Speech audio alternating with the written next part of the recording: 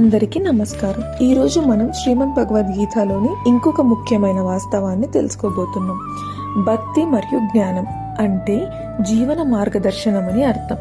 భగవద్గీతలో కృష్ణుడు అర్జునునికి శక్తి, జ్ఞానం, కర్మ అని 3 మార్గాలను వివరించారు. మనకు తెలుసు, భక్తి అంటే శ్రీకృష్ణుని, దైవాన్ని విశ్వాసంతో ఆరాధించడం అని. జ్ఞానం అంటే ఏంటి?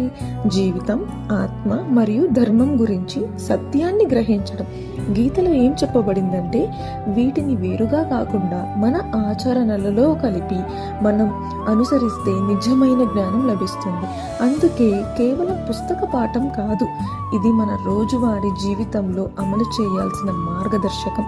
భక్తితో, జ్ఞానంతో, కర్మతో మనం మన సొంత భయం, సందేహాలు, కోపాన్ని తగ్గించుకోవచ్చు మరియు సుఖంగా, ధర్మపరంగా జీవించగలము. ఇది భగవద్గీత యొక్క అద్భుతమైన విశేషం, ప్రతి మనిషికి వర్తిస్తుంది.